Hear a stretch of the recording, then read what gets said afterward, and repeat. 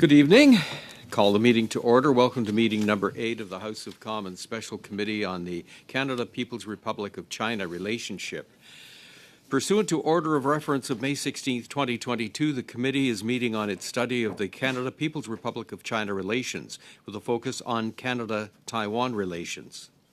Today's meeting is taking place in a hybrid format pursuant to the House Order of June 23, 2022. Members are attending in person in the room and remotely using the Zoom application.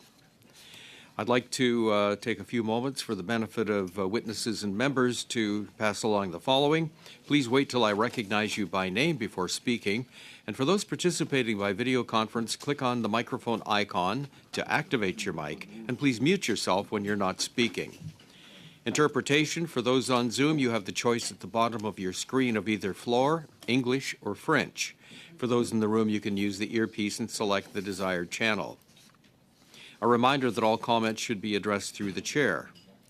For members in the room, when the time comes, if you wish to speak, you could raise your hand. For members on Zoom, please use the raised hand function. The clerk and I will manage the speaking order as best we can, and we appreciate your patience and understanding in this regard.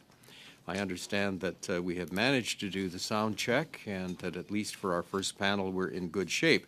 That said, an old friend of mine used to describe skiing as a series of linked recoveries, and this is kind of our story here at the committee. We had originally intended and scheduled to have officials here for the first hour. At the very last minute, our officials were pulled away for a senior briefing and are not available to us, certainly not in person and certainly not virtually as well. So we have adjusted the order of things. So with that, I understand there's a couple of, and I'll recognize Mr. Chong first. Thank you, Mr. Chair. I'd like to register my disappointment with these two witnesses, Weldon Epp and Jenny Chen of the Department of Foreign Affairs, Trade and Development, for canceling at the last hour before this committee began. And I would like you, Mr. Chair, through your clerk, to register this disappointment with these two witnesses. I have to say that I've noticed this happening on other committees where witnesses are canceling at the last minute. And so I hope it's not, this doesn't start a trend at parliamentary committees where witnesses cancel at the last moment. We sit late here, and the witnesses, in this case, I understand, were invited a week ago or more. And so I wanted to register that disappointment, and I hope, Mr. Chair, you would, through your clerk, register that disappointment with these two witnesses, too. Thank you. Thank you. Thank you, Mr. Chong. Mr. Oliphant. I would simply echo that sentiment completely, and think that our committee should make a statement, strong statement from all the members of the committee, that it is unacceptable, and except in the case of an emergency, that officials do not appear when adequate notice has been given.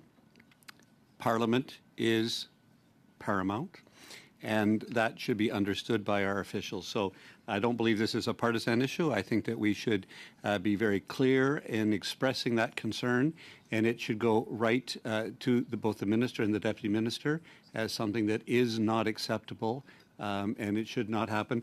There may be an emergency that I don't know about. I mean, I heard about this when I walked into the room, and I'm the parliamentary secretary. It is unacceptable, and I don't think it's acceptable for anyone on the committee. So I think you would take that with unanimity. I would propose from the other members of the committee as well. Thank you. It is duly noted, and I appreciate your intervention on this. Noted or moved?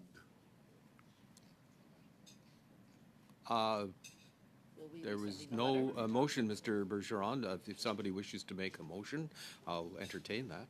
Absolutely.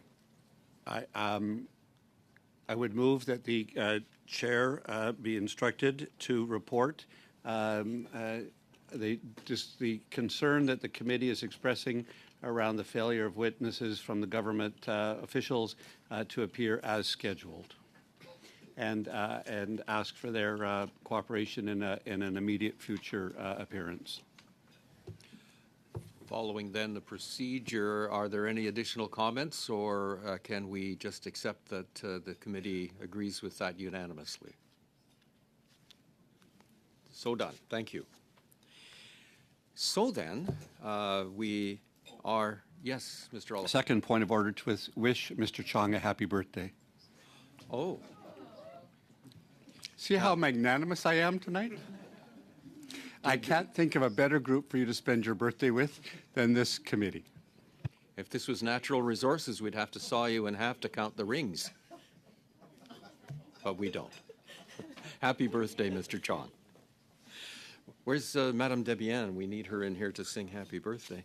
All right. With that, though, we do have to thank Dr. Antoine Bondas, Director of the Taiwan Program Foundation for Strategic Research, and he's also an Associate Professor, for rescuing us and agreeing to come on an hour early, and we do very much appreciate that. I'll ask Dr. Bondas to give us about a 5-minute opening statement. Before we do that, though, I'd also like to welcome to our group tonight Mr. McCauley and Mr. Iacono. And Mr. Iacono, like our colleague Judy Scrow, was with her actually in Taiwan a few weeks ago, and we'll have some reflections on that. But to the business at hand then, Dr. Bondas, an opening statement of 5 minutes. Bonsoir, merci, Monsieur le. Good evening. Thank you, Mr. Chair, ladies and gentlemen, members of the House of Commons Special Committee on Relations between Canada and the People's Republic of China. Of course, it is both an honor and a responsibility for me to speak to you. As the 18th Francophonie Summit was held this weekend in Tunisia, I can say that it is with pleasure that I speak French tonight. In August 2022, China deliberately provoked a new crisis in the Taiwan Strait, using the pretext of the visit to the island of the Speaker of the House of Representatives, Nancy Pelosi. The instruments of Chinese coercion were well known: military exercises, cyber attacks, distortion of international law, large-scale disinformation, and economic sanctions. This most recent crisis, however, was remarkable in its intensity and is a part of an older strategy since the election of President Tsai Ing-wen in 2016.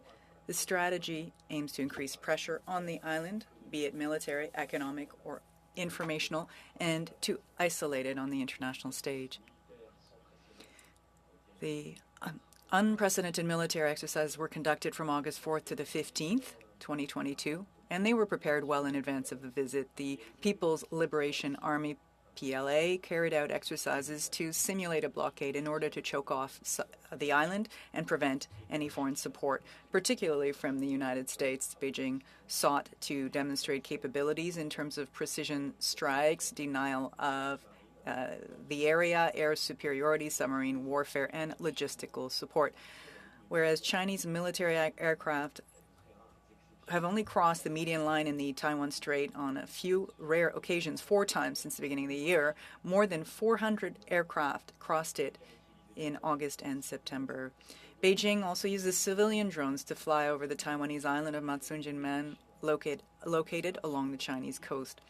These hybrid operations are designed to test Taipei's response, and they remind me of China's use of civilian capabilities in military operations. The same is true of recent large-scale exercises, recently demonstrating that the Chinese Navy could use large civilian ferries to launch a massive amphibious invasion of Taiwan. While the parallels between the Russian invasion of Ukraine and the risk of a Chinese invasion of Taiwan grow, it's important to remember that the issue is not just the influence of one state over another or the territorial expansion of one state at the expense of another. Really, above all, it's the ambition of a permanent member of the Security Council to have Taiwan disappear as a sovereign, independent political entity. The issue is therefore not between the status quo and secessionism, as Beijing claims, but between annexation under the guise of reunification and the status quo.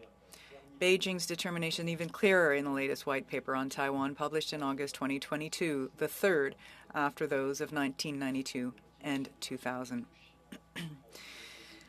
The Chinese Communist Party's motives for taking control of the island are at least threefold. Politically, the CCP intends to put an end to the last vestiges of the civil war, which had seen the Nationalist Party hunker down in Taiwan and to eliminate the Republic of China. The political regime on the island. Ideologically, the CCP intends to impose its argument that there's no alternative to its leadership in China and seeks to eliminate the counter-model of Taiwan, that is, a multi-ethnic Chinese cultural society that has democratized from within after a period of brutal dictatorships and is experiencing very strong economic growth. Third, militarily, the People's Liberation Army intends to be able to place its armed forces on the island in order to increase its strategic breadth and project itself unhindered within the Pacific Ocean, which would allow it to strengthen the oceanic component of its nuclear deterrent posture. Before concluding, I would like to reiterate that conflict scenarios in the Taiwan Strait are not limited to the widely held caricature of a massive Chinese invasion of Taiwan. They could involve a whole range of actions on the part of Beijing, including the takeover of the Dongsha Islands, the violation of Taiwanese airspace, or even the organization of a maritime blockade around the island. It should be noted that far from remaining limited to China and Taiwan, any conflict in the Taiwan Strait would be global in scope. It would involve at least the United States and potentially Japan, as well as other U.S.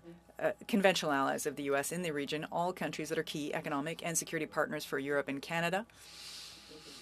And while the NATO treaty does not cover the Indo-Pacific region, transatlantic solidarity would, of course, be put to the test. As the Taiwanese vote in January 2024 to elect their next president, the risk of a new crisis initiated and instrumentalized by China is great. The West has stopped making Taiwan invisible in their official communications, as witnessed by the G7 joint statement in June 2021 mentioning Taiwan, and the G7 joint statement in August 2022 entirely focused on Taiwan. In closing, being aware of the risks is the best thing to do to avoid the worst-case scenarios coming true. As I regularly explain to your parliamentary colleagues in Europe, we have, in this context, a key, albeit limited role to play in helping to maintain stability in the Strait. Thank you. Thank you, Dr. Bondaz. We'll now go to our first round of questioning, and for 6 minutes to Mr. Chong. Merci, Monsieur le Président. Thank you, Mr. Chair. Thank you for your testimony.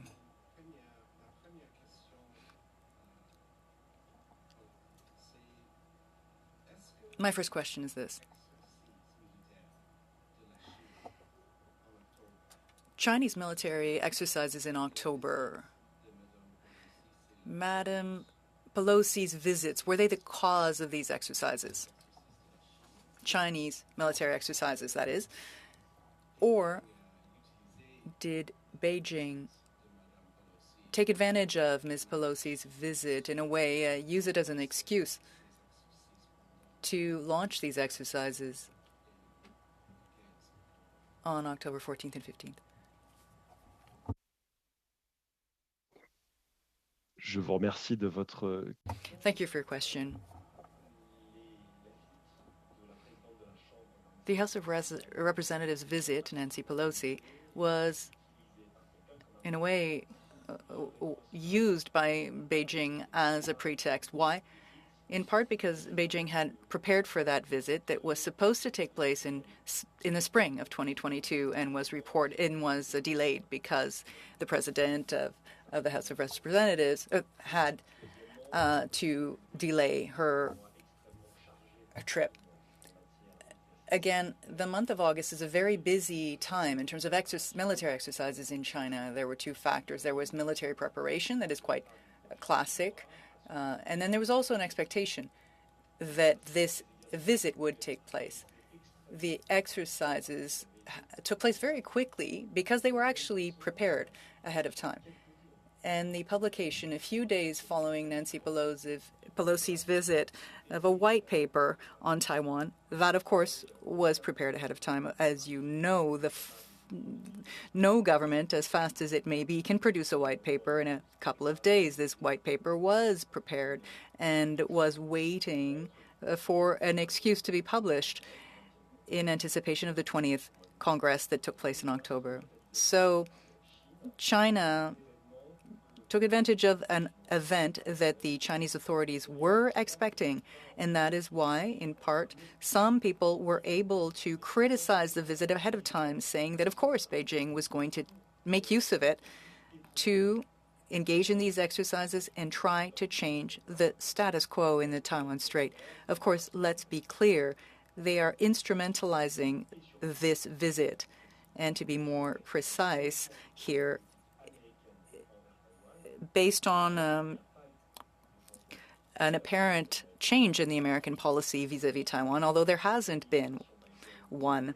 The Biden administration has repeated this on a number of occasions. The president of the House of Representatives said it on a number of occasions. And, of course, in China, it was certainly about taking advantage of her visit, also to train these troops, and also to change the status quo, which is the most concerning point.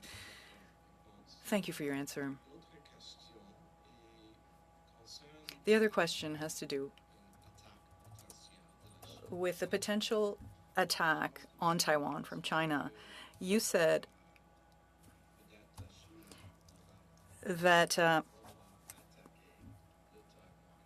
China may not attack Taiwan on a large scale.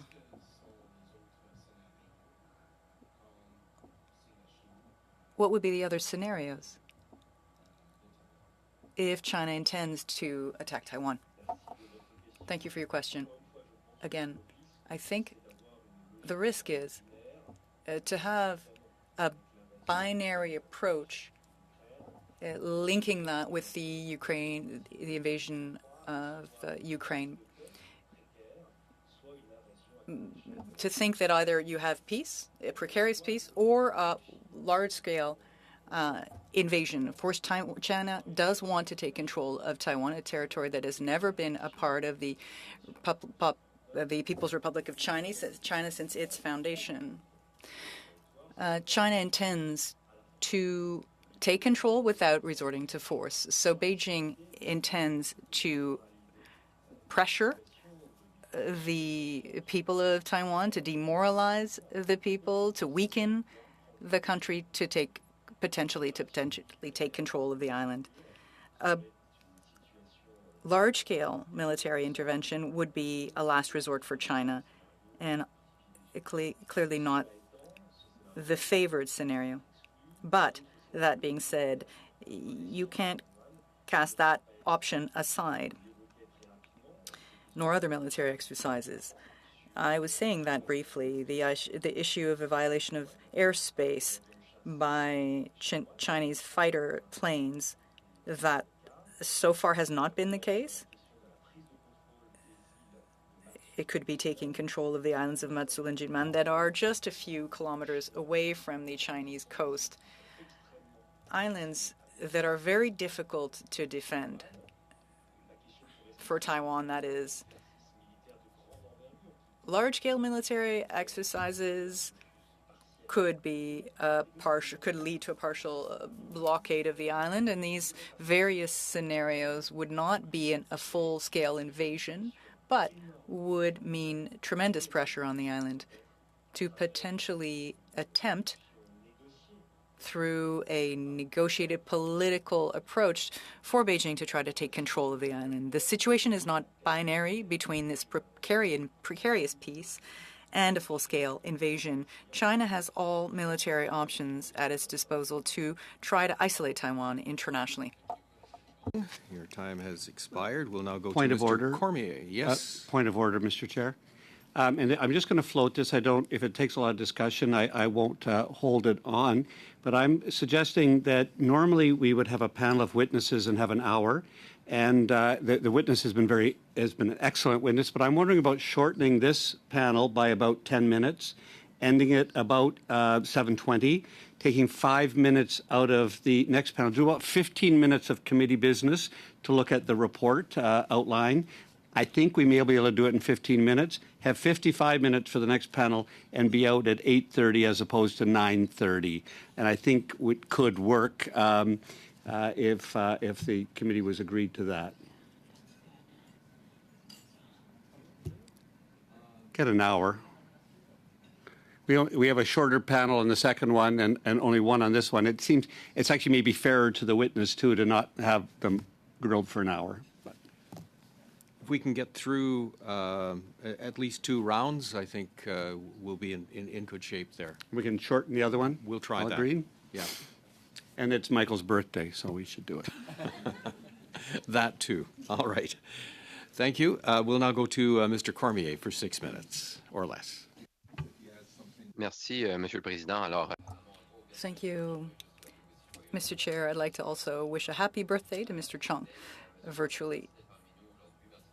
Professor Bondas, thank you for being here with us, and thank you for shifting your schedule around. My first question was similar to Mr. Chong's.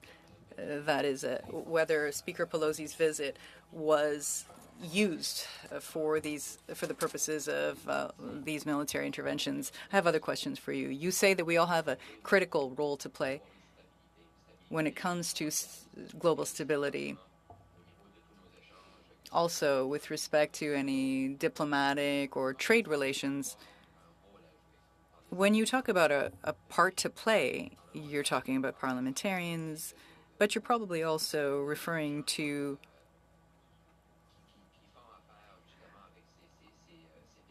all countries who deal with these 2 states. So what are the ways for us to preserve that stability in the near term? We can expect some disruptions if based on what's happening in Ukraine. How can we preserve the stability that exists? Thank you for your question. You've said it. Stability is basic. Any conflict in the Taiwan Strait will have consequences that we also see playing out in Ukraine.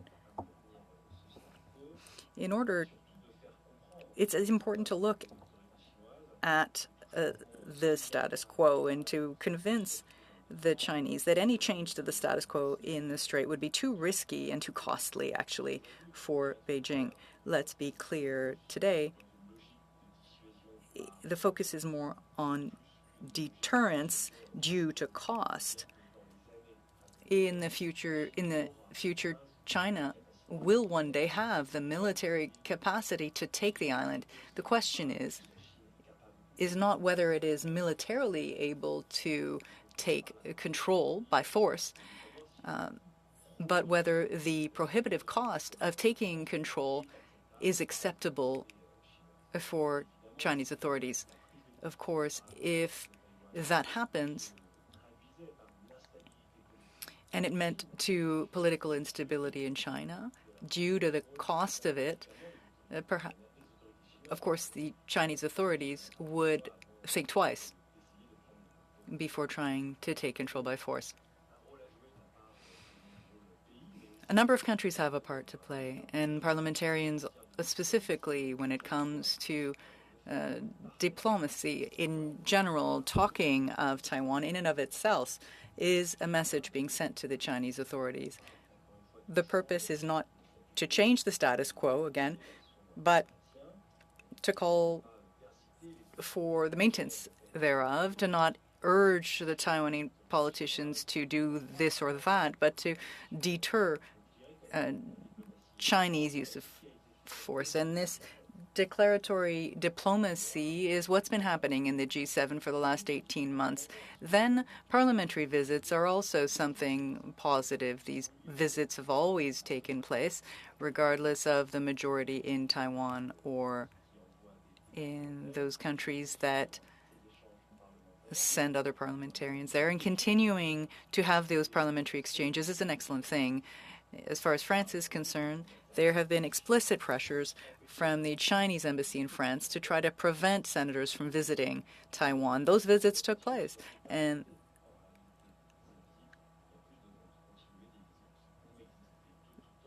these visits have happened forever, and they will continue. If there are no diplomatic relations between ourselves and China in Taiwan, there may not be, but there is economic cooperation that is very advanced. You were referring to costs and military costs specifically for China. You said that they will be quintupling their military expenditures versus what we're seeing in Taiwan. Where do things stand if you look at both in terms of strength, as far as cost is concerned? And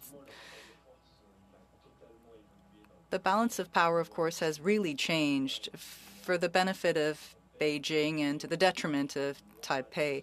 But today, $250 to $300 billion in spending for China, 15 to 20 for Taiwan. So this means that it's an asymmetric situation, and the acquisition of American and other weapons are ongoing.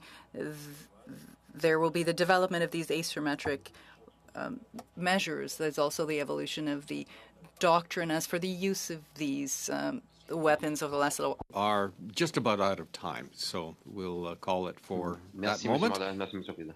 All right, thank you. And we will now turn to Monsieur Bergeron for 6 minutes or less. Merci, Monsieur. Thank you, Mr. Chair. When I started in politics, I always claimed that no one would ever get me to sing. So for the first time in this, has to be said, I will say in Québécois. Tour de te laisser parler d'amour. Alors voilà. So there you have it. Thank you, Mr. Chair. Now we can say publicly that someone got me to sing in a committee. So let me start by saying that I'm very pleased to be here with you. I want to thank Mr. Bondes for his very enlightening comments and also for having been willing to accommodate members of our committee who ended up somewhat in the lurch at the last minute.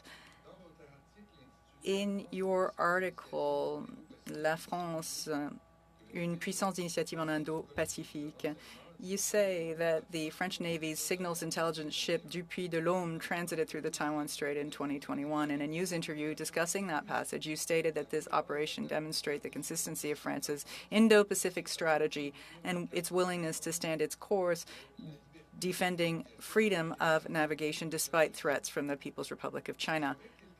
I have a couple of questions in this respect.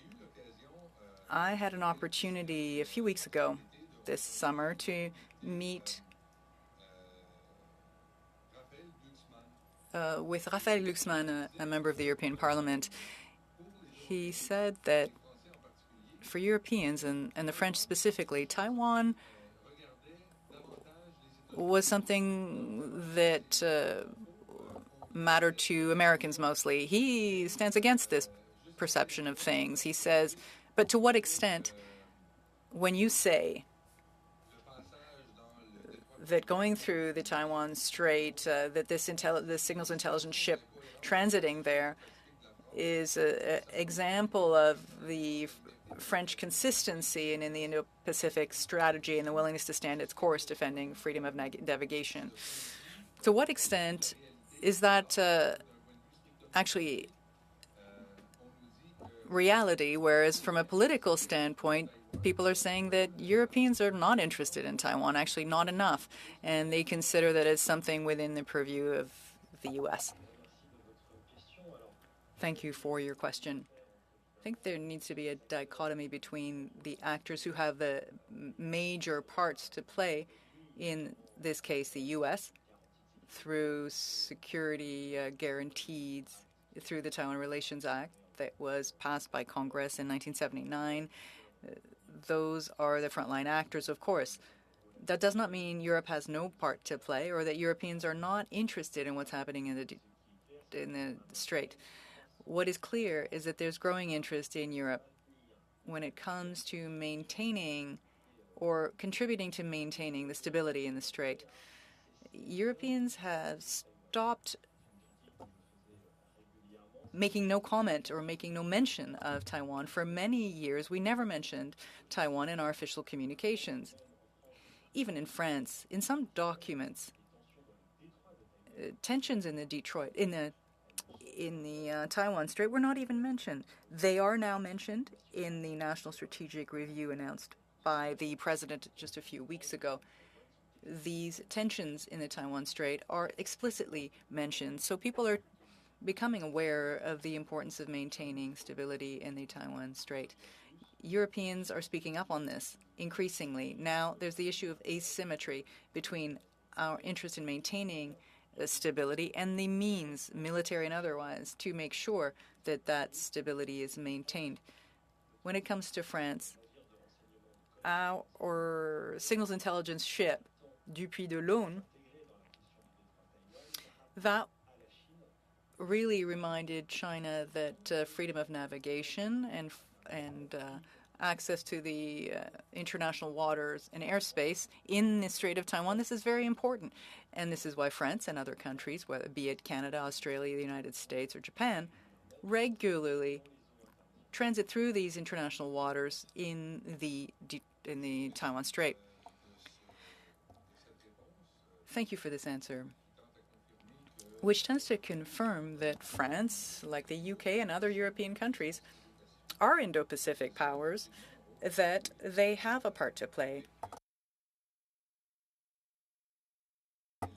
with what I'd call allied countries or countries who share common values in what's going on in this very important region of the world.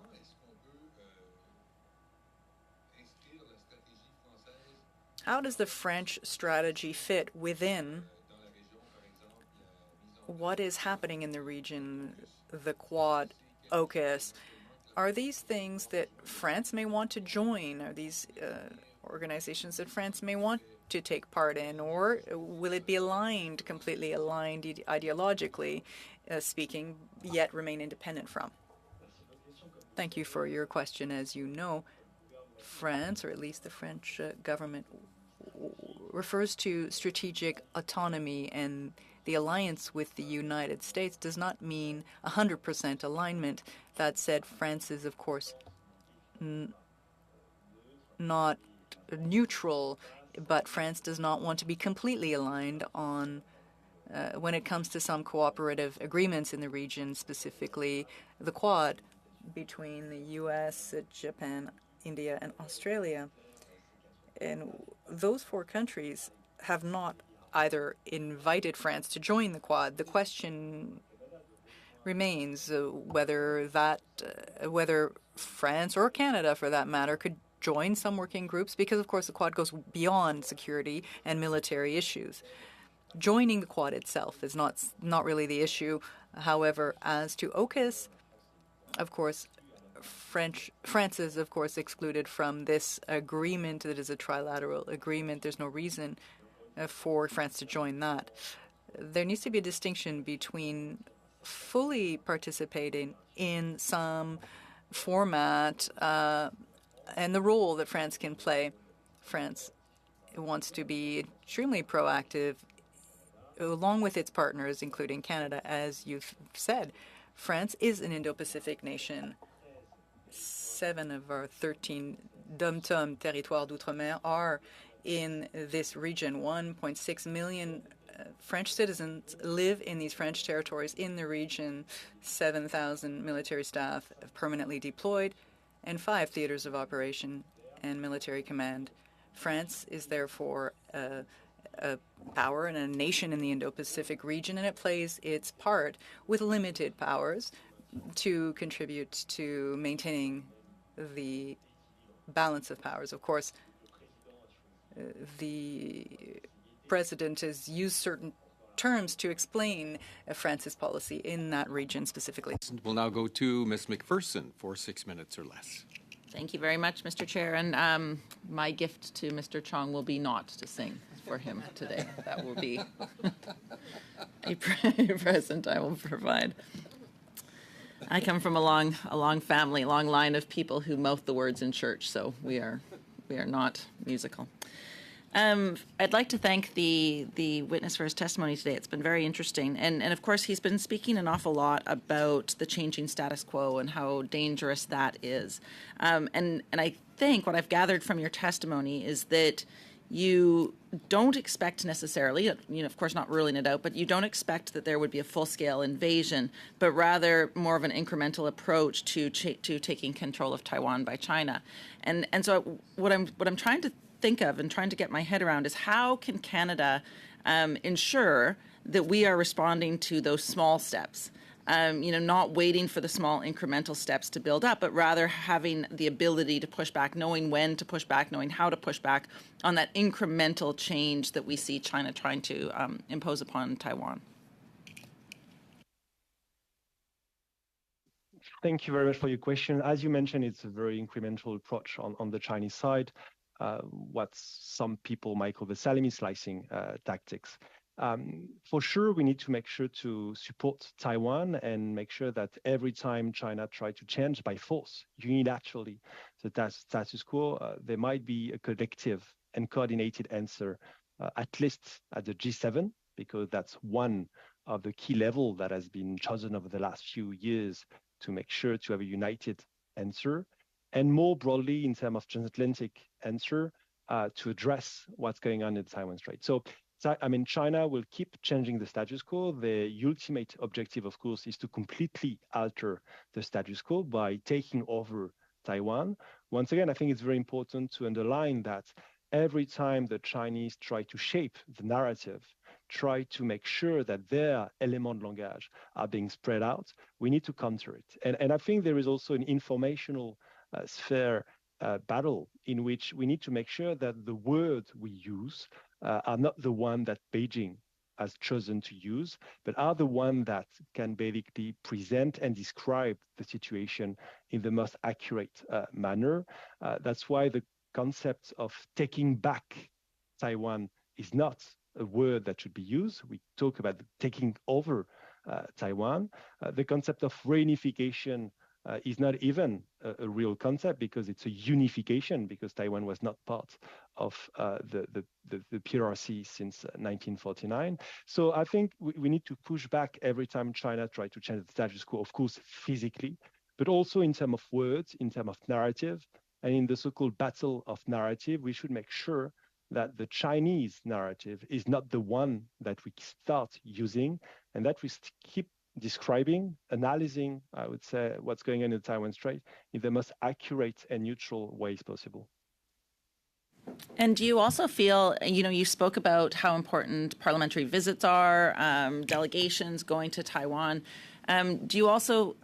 Is there a risk that would change the status quo? Is there, I certainly think that there's some real value in that, and would like to just hear your thoughts on the risks, I guess, as well. We recognize the benefits. Are there some risks there with regards to how the PRC would respond? I would say the risks are limited, and to be clear, the provocation would not be these visits to continue the same way they have been ongoing for like decades, but to just stop them.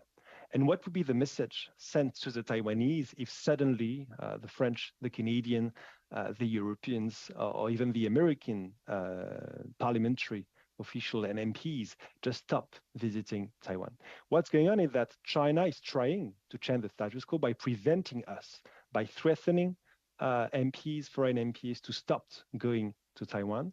I think the case of the Speaker of the House was kind of specific because it was, of course, a major visit with a lot of political significance. So China used it, of course, to try to change the status quo. For all of the other visits, even though China has been opposing, criticizing them, they have not been overreacting and trying to use this kind of regular and average visits to try to change the status quo. So once again, I would say the provocation would be to stop visiting Taiwan, would not be to keep on doing what we've been doing for decades. And once again, all of these parliamentary visits are not challenging the one China policy that each of these states, democratic states, has been implementing over the past few decades. These parliamentary visits, once again, are one way to make sure that we can strengthen and deepen cooperation and exchanges with the Taiwanese society, with the Taiwanese economy, etc. I am running out of time, but I did want to ask some of the questions about, I know that you had spent some time speaking to the Secretary General of the Taiwan International Cooperation and Development Fund.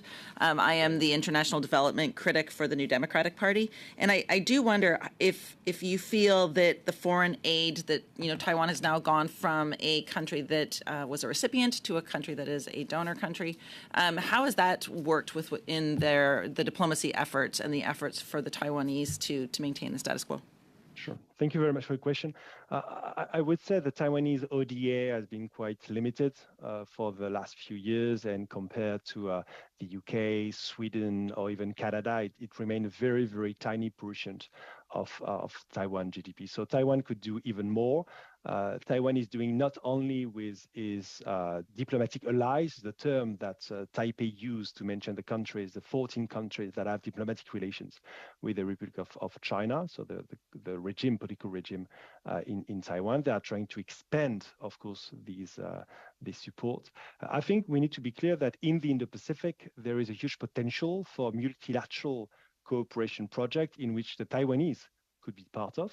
As you may know, Canada with France, with Australia, with New Zealand, and with the EU is through the Kiwa initiative having a huge cooperation project in the South Pacific to promote biodiversity. And countries could join, countries or NGOs or non-governmental bodies could join. Why not to offer Taiwan to join if they can fund, like we fund this kind of initiative? Once again, the idea is not to change the one China policy that each of our country implements, but to make sure that we can integrate Taiwan as much as possible, including and especially when we are all together addressing global issues. And of course, climate change, biodiversity, and environmental issues in the Indo-Pacific are one of them. Thank you very much. And thank you. Now we'll go to Mr. Seeback for 5 minutes or less. Great. Thank you, Mr. Chair. Really interesting testimony and evidence that you've given today, Mr. Bondaz. When you look at how China is trying to change the status quo, I think about, you mentioned the 400 incursions of the median line. And would you say that that's part of an attempt to change the status quo? And have those incursions continued at a heightened level since the visit from Nancy Pelosi?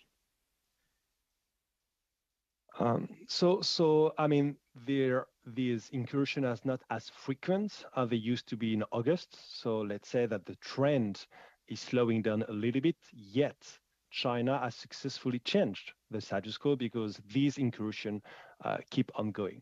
So you have fewer of these, but you still have some incursions when you didn't have almost any in the first part of the year or in 2020, 2021, etc. So yes, China successfully changed militarily the status quo, and the objective, of course, by through these incursions, is to increase the pressure on the Taiwan military, because when you cross the median line, you're basically 3-4 minutes fly away from Taipei, so you are very, very close to the capital of Taiwan. Second, you try to, of course, discredit the government for being incapable, of course, of preventing this incursion from happening. You try to, of course, get the Taiwanese Air Force to use its materials. You try to discourage the population and demoralize the population. So I would say that these incursions not only try to change the status quo, but they also have some clear military and political objective, including in the so-called psychological warfare domain, and not only in the operational military domain. And ultimately, the goal, I believe, would you agree, is to basically get rid of the median line, effectively get rid of the median line by all these incursions? This is exactly what the Chinese have been saying. There are no explaining that the median line never existed. And they are quite right. I mean, there were never legal agreement between Beijing and Taipei on the median line, but it was a tacit agreement, and de facto, that line was being respected on both sides. That's no longer the case on the Chinese side. So when you look at this incrementalism that you've been talking about, you talked a little bit about prohibitive costs. What would you say are the prohibitive costs that we should be looking at with respect to various levels of incrementalism? For example, you mentioned some islands that could be taken over or a partial blockade. What kind of prohibitive cost do you think should be put in place now to ensure that that incrementalism doesn't actually happen in the future? I mean, it's a very tricky answer because it depends on our political determination to go, I would say, till the end, in the sense that to escalate the ladder if the Chinese choose basically to escalate. And on that, of course, it's very tricky and very complicated. And we need to make sure that the only answer might be a coordinated answer from not only the US and its key allies, but more broadly from the international community. So, do you think sorry, I've just limited time. Do you think that deepening the integration of Taiwan into other organizations is an effective buffer against these things? For example, Taiwan has asked to join the CPTPP, as has China. What would be your thoughts on that if Taiwan was invited to join? I do not think it would be a game changer, to be honest. Within international organization, of course, it would be impossible for Taiwan to participate because the Chinese would block these attempts the same way they've been doing since 2016. So we can still, of course, wish and support a stronger participation of Taiwan in international organization, but China has the ability, of course, to block it. No, what we need to make sure is, of course, is to deepen our economic integration, to make sure that we have more leverages in case China was trying to unilaterally change the status quo, but it's of course a much broader issue than just the question of Taiwan, the question of our interdependence with China, and that the question also, and that's quite important, of the way we still de facto contribute to changing actually the status quo by providing China some technologies that may be used by the PLA, the People Liberation Army, to make sure to change the status quo. And on that, on all of these scientific and technological transfer that has been failing in China, we call the military-civil fusion. That's one way we actually, against our interest, contribute in changing the status quo in Chinese favor. Okay. Thank you, Mr. Seebeck. We'll now go to Mr. Iacono for 5 minutes or less. Thank you, Mr. Chair. And I, too, would like to highlight my colleague Chong's birthday, Tanti Aguri. I would also like to thank the witness for being present. And I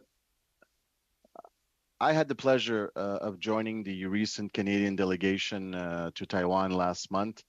And once again, and it's my second time, and once again witnessed how strongly Taiwan embraces and shares with Canada the values of democracy, freedom, the respect of rule of law, and cultural diversity. Just like we have done recently, Taiwanese government invested in much effort to address past injustices towards indigenous communities, to create a safe and inclusive society, to protect the environment, and to develop green energy. This governmental perspective and behavior is certainly refreshing to see in the Asia Pacific and creates a counterbalance to some regimes whose values and approach can represent a clear contrast with our Western values. How do you see Canada's role in supporting Taiwan's place in the Asia Pacific as a haven of democracy and freedom? Thank you very much for your question. I would say that by being inclusive as possible, not only at the political level, but in every single cooperation project we may have in the Indo-Pacific. We mentioned just before ODA and development project in the South Pacific, could be, of course, in Southeast Asia, etc., to make sure that Taiwan is part of it. Not necessarily at the governmental level, but could be at the NGO level, could be at the academic level, could be at the civil society level, to make sure that the Taiwanese are not left behind or are not left aside, that they are fully integrated. And that's one way to make sure that Taiwan matters and that Taiwan is one of us in the sense that one of the member of the international community. Even though, of course, on the political and diplomatic level, there are a lot of difficulties, a lot of hurdles, and Taiwan, it is not a country like any other, for sure. Yet, we can make sure to be as inclusive as possible, what we do not necessarily do all the time these days. Merci. Comme vous le savez, le Canada... As you know, Canada supported Taiwan's significant participation in international fora. In September 2022, when you spoke with the Secretary General for the Taiwan International Fund, you referred to transition, Taiwan supplying foreign aid, and other people have said that that was also been the case for Canada during the pandemic and also Japan over the last few years. By coordinating its foreign aid strategy and its diplomatic policy, would Taiwan garner more support from the international cooperation in its diplomatic efforts? And what is open to Canada and Taiwan to increase cooperation in the context of official development aid? Thank you for your question. You're absolutely right. Taiwan is often underestimated when it comes to official development aid. Taiwan has financial capacity, but it also has a unique set of experiences when it comes to the Indo-Pacific region. There could be more cooperation projects. It would be possible to make sure that Taiwanese actors on the government side or not could potentially contribute to projects in the region when it comes to energy transition, maritime issues, promotion of biodiversity, the fight against plastics at sea. Taiwan plays an important role in all of these. Through these projects, there needs to be really tangible partnerships between Taiwan and its international partners to try to depoliticize these acts of cooperation and to reduce to the maximum any risk of criticism leveled by China. Taiwan and the Taiwanese society is a critical player in order to address global challenges, be they climate change or others.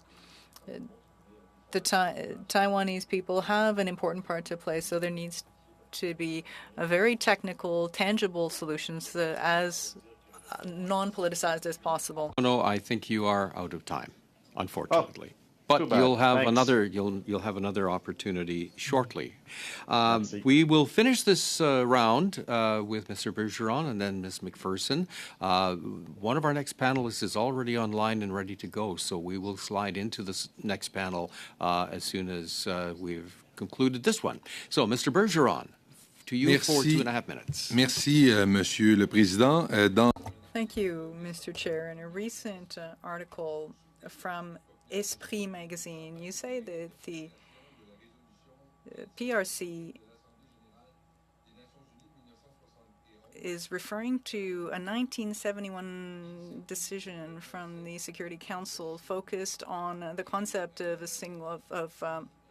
one China. And according to the new interpretation thereof by the People's Republic, it would mean that it would be a way of convincing global partners that Taiwan simply is de facto a member, a part of China. Do you think that in any way the members of the international community have been trapped in this narrative that the PRC is trying to put forward? How do we get out of this? Thank you for your question. As you know, China wants to impose its own wording so that it has a resolution out that stands. This resolution does not mention Taiwan's status. It takes note of the Chinese position, that is the U.S., but does not recognize it per se. There's a fundamental difference between the principle of one China, which is the China's approach, versus the one China policy, which is what countries like Canada and the U.S. use. Of course, China considers that Taiwan is a part of the People's Republic of China, whereas under the policy, countries like the US and China do not take a stand on the special status of Taiwan. China wants to impose this wording, use this discursive power, and within these international organizations, this is fundamental. China, because of our own negligence, has been able in some international documents, specifically technical procedural documents within the United Nations Secretary General, they've been able to include points of language, wording, things that we perhaps were not focused on enough 10 years ago and now are being used by China to once again try to impose these words and to say that, and to spread the idea that China's position is universally recognized. Thank you. To Ms. McPherson for 2.5 minutes. Thank you, Mr. Chair. And I want to thank the witness. You've been extremely generous with your time. And of course, we've grilled you now for almost an entire hour. So I do appreciate that you've been so generous. You spoke about those ways, those places where we can learn from Taiwan, where Canada can learn from Taiwan, where we can build those relationships. You know, we just previously spoke a little bit about international development. We know that Taiwan has taken a real leadership role within the Sustainable Development Goals, the SDGs, how they are dealing with Indigenous rights within Taiwan, their response to COVID and other healthcare matters, and as you mentioned, climate change. So I want to give you just one final opportunity to share, if there's anything else that you'd like to add on how countries like Canada, who share those same democratic values, what we can do to show our solidarity and our support to Taiwan. Thank you very much. First, I think we need to make sure that we can speak out and make sure that Taiwan is mentioned in our official communication, not once again because we want to change our One China policy, but because we want to make sure that the status quo is being maintained. We need to make sure also to address directly to the Taiwanese civil society, not always make everything political, but make sure that all of the exchanges, people-to-people exchanges, concrete cooperation projects can be basically promoted among and between our civil society. And I would say, last but not least, we need to depoliticize sometimes some of the cooperation we have with the Taiwanese. It's not about China, it's about Taiwan. It's not about provoking China, it's about deepening our economic, technological, cultural, educational cooperation with Taiwan, and to make sure that through many Indo-Pacific projects, through many cooperation projects in the Indo-Pacific, Taiwan can be included, Taiwan can be part of this project. And in that, of course, the French and the Canadians will soon release an Indo-Pacific strategy, have much to do together. We are already doing a lot in the Pacific. There is many more projects that we can have between Paris and Ottawa on that, and make sure, for example, that the Taiwanese, like any other country in the region, can be fully integrated. With that, we will say thank you. It's already tomorrow morning where you are, Dr. Bondaz, but I hope that getting you on an hour earlier will facilitate an earlier bedtime than you had been thinking of. But we do thank you very much for your attendance tonight at our committee. Je remercie Monsieur le Président et je remercie les membres de ce comité. Thank you to you and to members of the committee. Thank you. We can just take a very brief moment. Take a very brief moment to make sure that our next panel is teed up, and I propose that we'll do precisely the same. Everybody will get 2 opportunities, and then after that we will go into what will probably be a short in-camera session. So we'll just take a quick break while we get the next panel totally teed up.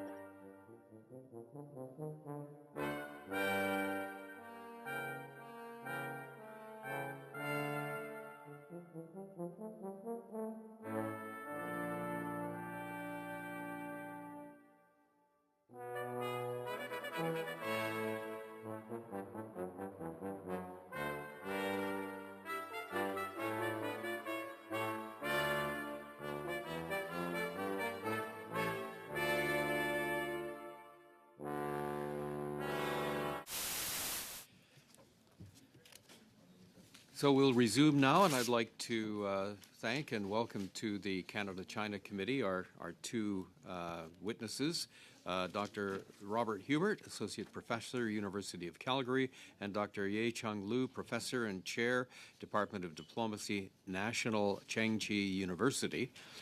Both gentlemen will have 5 minutes to make an opening statement. Mr. Hubert, you warned us in advance that you didn't have anything prepared. So what I will do, just watch your screen. I'll give you the old floor signal when it's time to wrap up your comments, and we'll take it from there, and then we'll go into our questioning after that. So with that, Mr. Hubert, we will give you the first 5-minute opportunity. Where you? Well, thank you very much, Mr. Chair. I got to put a slight correction. I didn't say I didn't have anything prepared. I just don't have formal notes prepared in that context. I've been actually preparing for what I've been wanting to say for quite some time, actually, because this is such an important topic. First of all, I welcome the committee's efforts to understand what is very complicated. And I've seen from your list that you've come to many of Canada's leading experts and many experts outside. I'm going to be focusing my comments on Canada, China, and the Arctic in terms of how we can understand moving forward. One of the things, of course, is we have to understand, and this goes with the theme of so many of your previous witnesses, is that there are a lot of misperceptions about what China is doing. China has a long-standing interest in both polar regions, going as far back as 1984. And in fact, for Canada, we first become aware of this in 1999 when their polar research vessel, the Zhulong, shows up at Tuktoyaktuk. They did ask our consent. There was a bit of a bobbling on it, nevertheless. Now, when we look at China and the Arctic, there are 5 major issue areas that we have to be the most concerned with. They are related to the Chinese efforts with science, with governance, with shipping, and this is related to the Polar Silk Road, resources, and the strategic and the security dimension. The first 4 are the ones that everybody talks about, and those are the ones that are fairly well documented. The strategic side of China and the Arctic is the one that people are a little bit more hesitant to really discuss, but in my view is going to be the most important for Canada as we move forward. When we look at the issues coming forward, and I would love to get into these in more detail, but I'll just highlight some of the key issues. For the science side, what we know now is that the Chinese are one of the most busiest countries in terms of mapping the Arctic Ocean sea bottom. They're allowed to do this under the terms of the United Nations Law of the Sea, and they have been focusing so far on the areas that can be considered high seas. We think that what is happening is that they are doing mapping in preparations for submarine transits of the region, though once again, that's still an area of speculation. In terms of resource development, we have at least 3 issues that we've had with the Chinese in the Arctic. The first one is, of course, gold mining, as we know with the Hope Mine and the issue of foreign involvement in that region. There is the ongoing issue of strategic minerals, and there's the issue of fishing. On the one hand, they have agreed to join the High Seas Arctic Fishing Agreement. On the other hand, any observer knows the issue of ghost fleets and the fact that the Chinese really fish with 2 sides of their understanding to see how that works. In terms of governance, and this is the important one, and this is one I hope that we can spend time on. With the suspension of the Arctic Council, we're not quite sure what is going to be happening because of the Russian second stage of their invasion of Ukraine in February of this year. China has been making some statements that any consideration of what happens to Russia vis-a-vis governance is something that they will strongly be against. And so we have this issue of trying to understand the Chinese-Russian relationship in the Arctic, which is by no means certain, but it's going to be problematic for us as we try to move forward in the post-Ukrainian stage. The last issue that I'll raise is the strategic issue. Be aware that the U.S. just released its most recent nuclear and defense policy back in the end of October this year. They highlight China as their major issue of interest in the long term, enemy, one could say, in terms of when you read between the lines, and that is going to spill over into the Arctic. This October, most people probably not aware that the Chinese and the Russians, for the first time ever, sent a joint surface fleet operation into the Aleutian Islands. There were about 8 vessels, 4 Chinese, 4 Russians, and we've never seen this done before.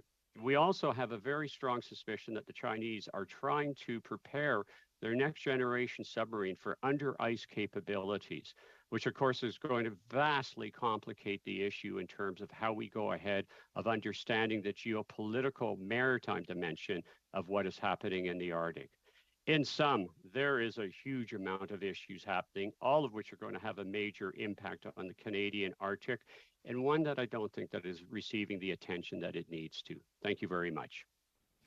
Thank you very much, Dr. Hubert. Now, Dr. Liu, over to you for 5 minutes.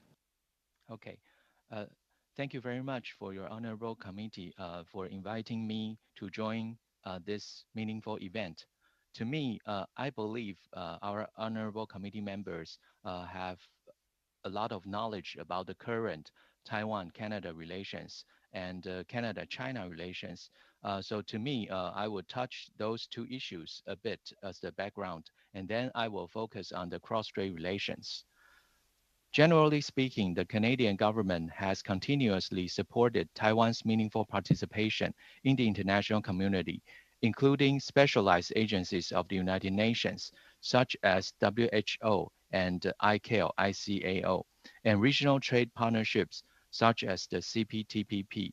Taiwan already put our bid, and we do hope that we can join this arrangement sooner than later.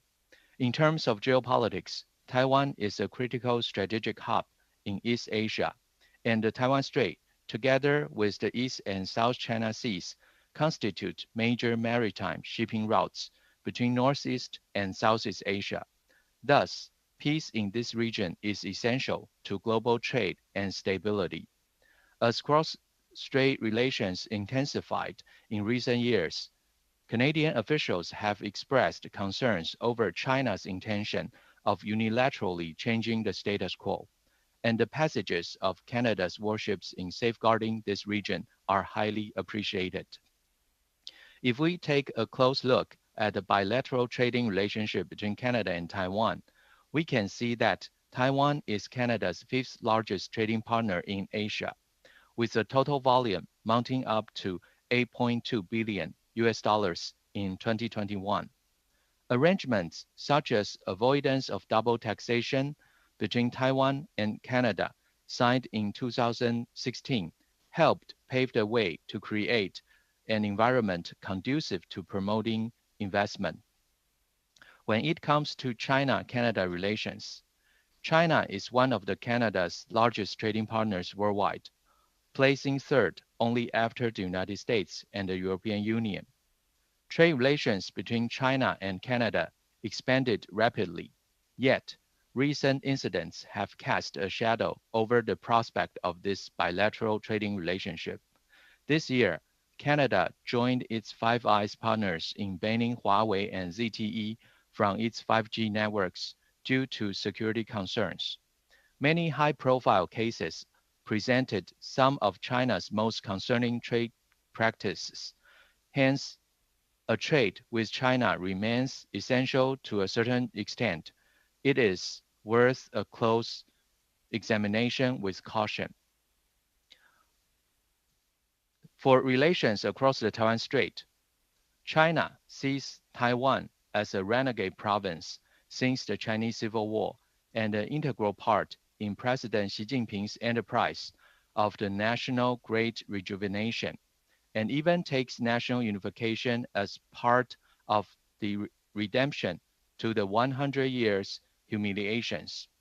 War games and Xi's own words that we will never promise to give up the use of force and reserve the option to take all necessary measures over Taiwan, demonstrate how serious and determined Beijing is in retrieving the island democracy. China, from time to time, has also employed peaceful overture to lure Taiwan into its plot.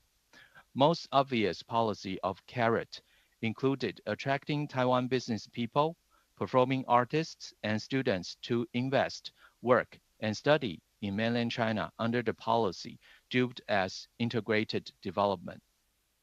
Across the Taiwan Strait, however, people have found it less and less attractive when asked about unification with China over the decades.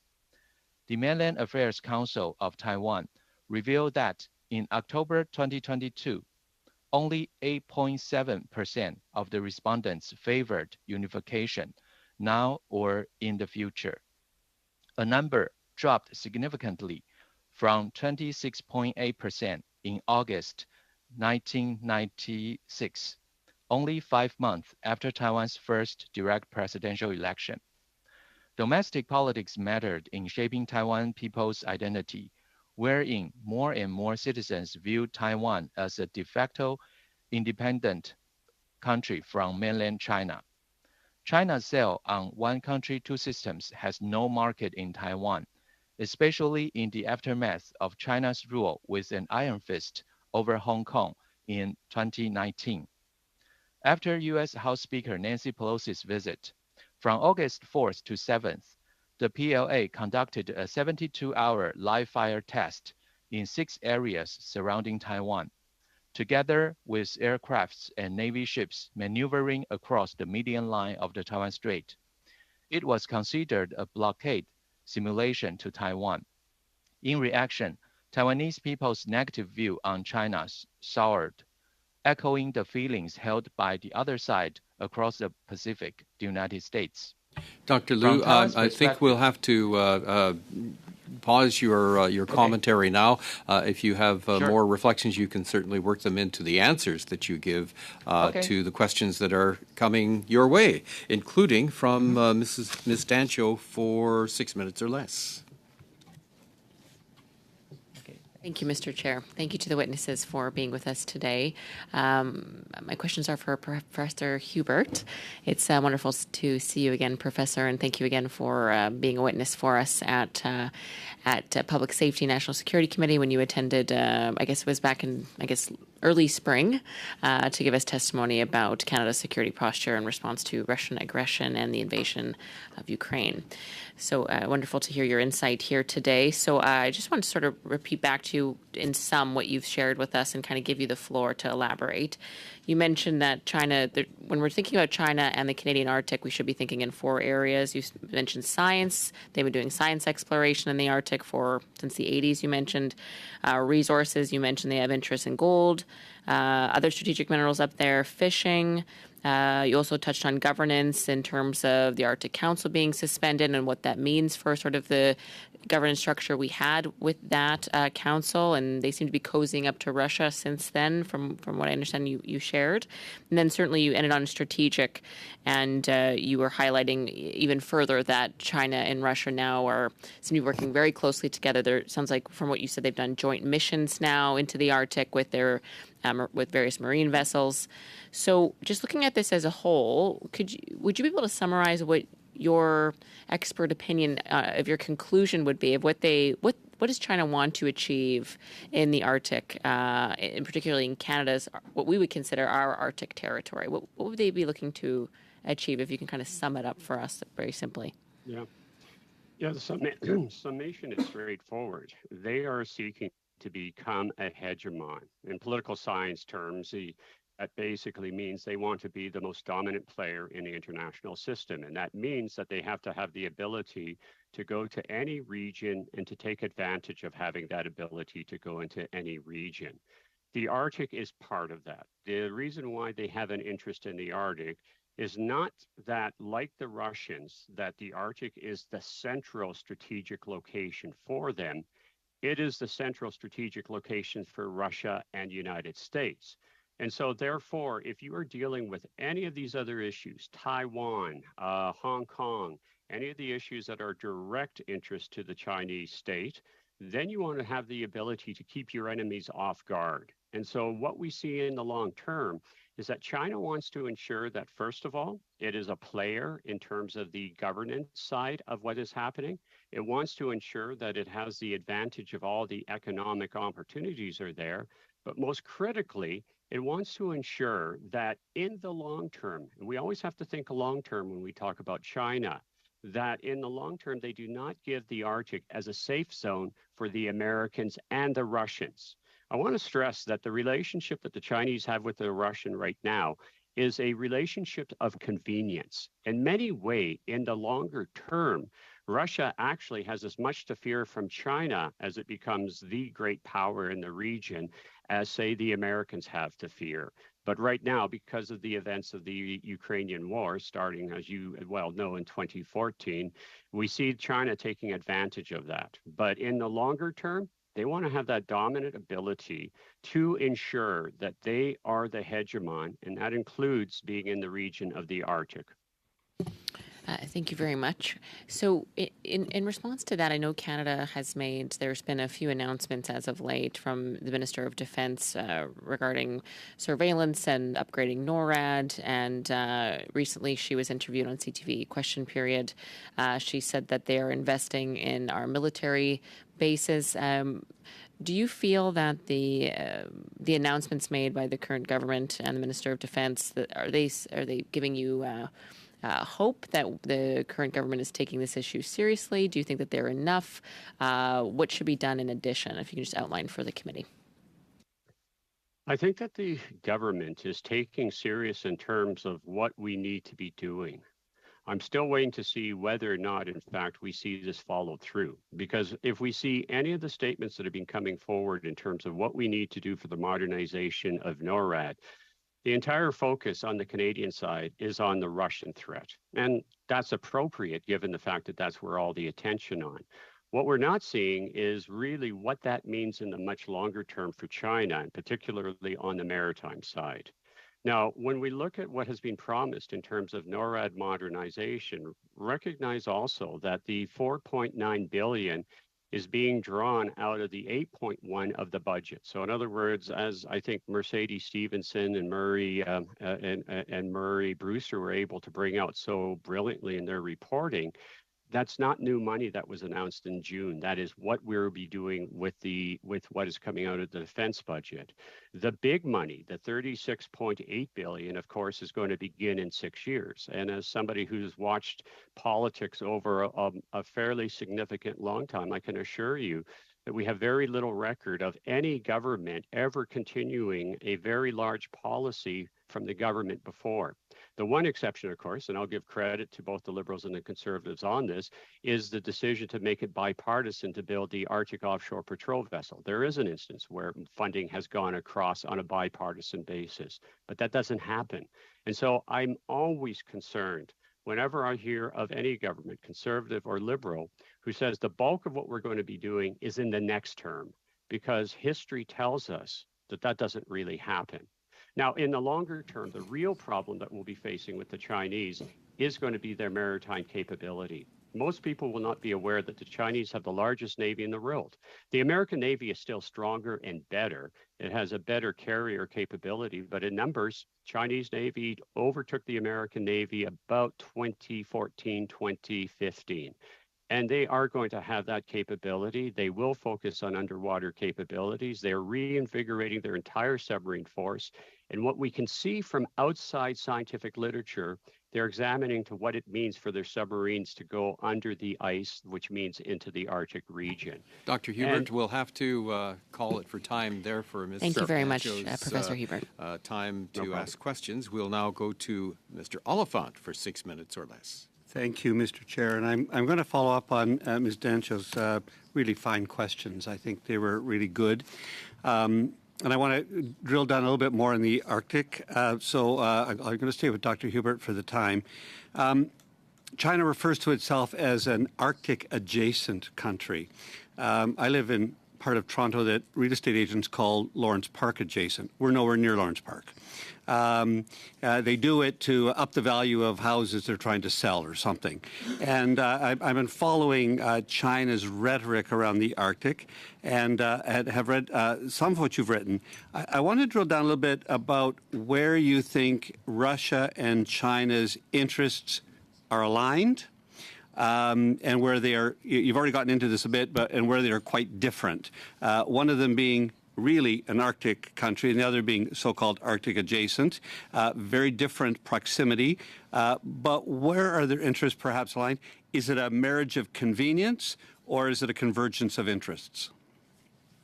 Well, it's a little bit of both. Excellent question, by the way, because this is something that is not properly appreciated. We have a tendency right now to simply assume that because both of them are authoritative states, that they will be allies in the same sense of, say, maybe the United States and Great Britain, that there's a sharing of overall interests. And it is not the case, and it is specifically not the case when we talk about the relationship that's developing in the Arctic.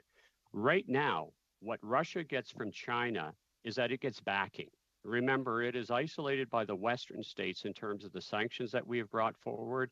It is isolated in the context of the fact that we are providing so much military assistance to Ukraine in its fight against the Russians. And so China provides this background. So that's what Russia gets out of it. Now, what China is getting from Russia is really cheap energy. The Chinese have never released what the deal was that they cut with the Russians following the imposition of sanctions when the invasion began in 2014. You will recall that even Canada was involved at that point in time in terms of trying to punish the Russian state, that there was a series of sanctions. Well, the Chinese moved in, said, yes, we'll take your oil, Russia, so that you can keep it flowing. But we want a deal on that. We don't know what it is, but we know that it is good. Now, I'd like to touch related to a point that Dr. Liu raised in his testimony when he talks about the century of humiliation. A component of the century of humiliation that is the central piece that is driving long-term Chinese policy is that some of the unfair treaties involve Russia. If we look once again in the history, just as our attention is on Taiwan and Hong Kong, the Chinese have never forgotten that they have also lost significant territory to the Russians during that period. And once again, I think, as we've heard from today's testimony and other witnesses, the Chinese are very serious about remedying that when they feel that they are ready to do so. And I think that the Russians recognize this. The third element that we have to take into consideration here is what happens if the Russian state actually implodes and there is a vacuum. And that is increasingly looking as if it may be a probability. China will not allow a vacuum on its border. And so the question is, if we have a very violent implosion of Russia, or even worse, if Russia was to make a military move on, say, the supply lines on Poland or any of the NATO and result with a much larger regional war, China will move to take advantage of that. And as a result, we can know that the Russians are aware that, yeah, they have the partnerships with the Chinese right now, but if they have a misstep, the Chinese will, in fact, be very capable of moving into that region now that they, of course, see as theirs, not as Russian. I just want to ask about Indigenous peoples. The Arctic Council is made up of 8 countries with 7 participating now, Russia having been essentially frozen out. It's also 6 permanent Indigenous groups are part of it, including a Russian Indigenous group. I don't know, this may be outside your expertise, but do you have any insights into the peoples of the Arctic, including the Indigenous people, and their thoughts around conflict or their thoughts around China, or are they targets of China as well? Well, the big problem, and I'm so glad you raised this question, but it's something that we have not been addressing. The Russian group is called the Russian Association of Indigenous Peoples, RAPION. And about 2014, right when the Russians were moving into Ukraine at the start of the war, and when Putin was, of course, centralizing, he also engineered the takeover of RAPION. So RAPION is no longer, as understood, being the voice for Russian indigenous peoples. Rather, what has happened is that its board has been basically made up of Russian government supporters or Russian government people. In fact, if you look at Rapion's statement about the second phase of the Ukrainian war back in January or February of 2022, you will see that Rapion issued a statement in full support of the Russian state intervention into the Ukraine, accusing the Ukrainians of the Russian propaganda, of the Ukraine being a fascist state and all the other justifications that the Russians, of course, have given. Now, have we seen anything in terms of China trying to take advantage of that? To my knowledge, there's no evidence whatsoever of it. It would be difficult, but probably not impossible on this context. But once again, I think given the control that the Russian state now has of any NGOs, never mind just those on the indigenous side, it would be something that would be of a challenge. But it's something, of course, that we in the West have tended to overlook when we are talking about what has happened in the Arctic. But Rapion no longer speaks for the indigenous northern Russian people, in my assessment. They speak for the Russian state. Dr. Hubert, thank you. We need you to move your microphone up a little bit. For some reason, your audio level has started to just down a little bit, sort of between, sort of mustache level. That's about right. Yep. And see if you can speak up a little bit as well. Our interpreters are noticing the sound level is going down for some strange reason, but that's the internet for you. All right, we will now go to Mr. Bergeron for 6 minutes or less. Merci, Monsieur le Président. Thank you, Mr. Chair. Thank you to our witnesses. It's late for everyone, so thank you for being here with us to shed some light on these matters. Mr. Hubert,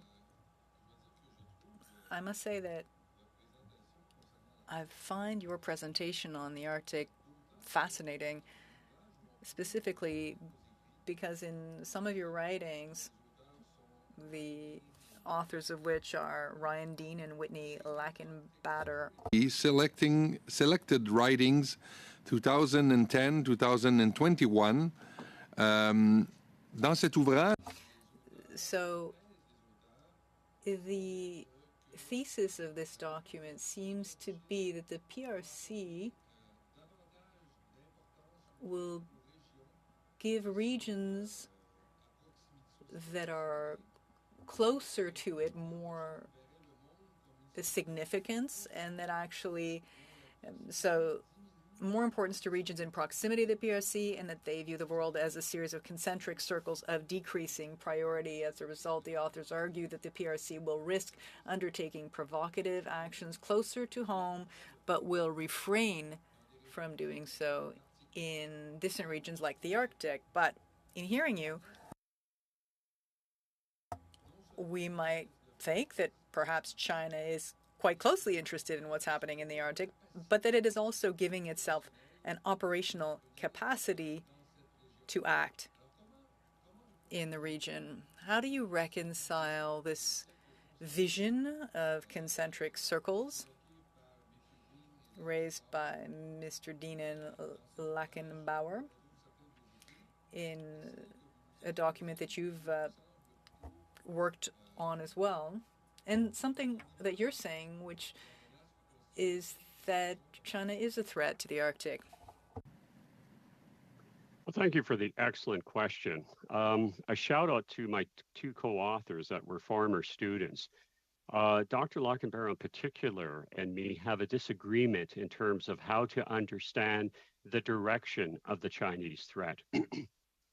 Whitney is much more focused on the understanding that the Chinese will be focusing most of their geopolitical effort onto issues that are geographically central to them, and that's Taiwan, South China Sea, that in fact means that the interest in the Arctic, particularly from a strategic perspective, probably will not be nearly as dangerous as what I have highlighted. I see the Chinese in the longer term being very interested in being able to interject themselves into the Arctic, because that is then going to allow them to challenge the Americans, and it's going to allow them to challenge the Russians in even the longer term.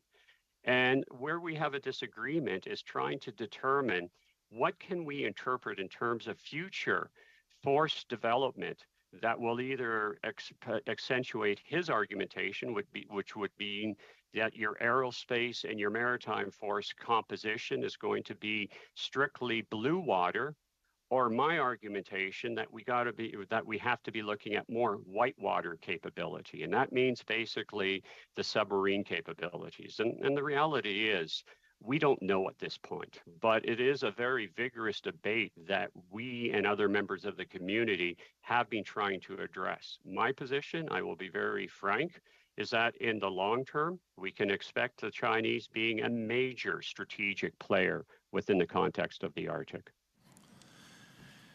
Merci. Thank you.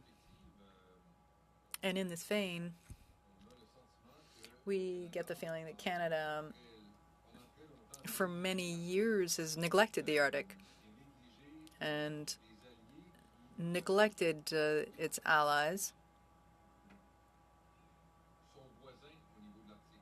those circumpolar neighbors, so Greenland and Denmark, Iceland, the U.S., of course, with Alaska. Based on your perspective, how should we look at the future as far as cooperation with these neighbor states of ours in the Arctic?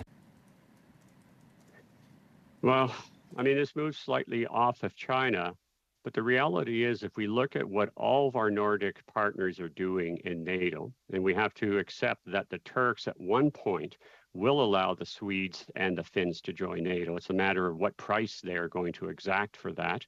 But once we have Finland and Sweden in, all of the Nordic countries have been heavily engaged in creating what I would characterize as a Nordic NORAD. They're having a shared aerospace, they're having a shared maritime understanding, and all of them are working with the Americans. We run the risk right now because we're not that involved with them on almost any level when it comes to the NATO side of issues. And the real problem, in my estimation, when we look at the recently announced American strategic doctrine, when we look at Putin's threats about using nuclear weapons, we're now moving into an era where we're not just talking about nuclear deterrence in the Arctic, but we're also talking about the possibility of nuclear war fighting. And so the fact that we are not heavily engaged with our Nordic countries are a problem. The fact that we are even less engaged with our friends in the Indo-Pacific region is even more problematic. I'll give you one example of how we're, in my view, really not paying attention. In 2017, the Chinese requested consent to send their icebreaker through the Northwest Passage.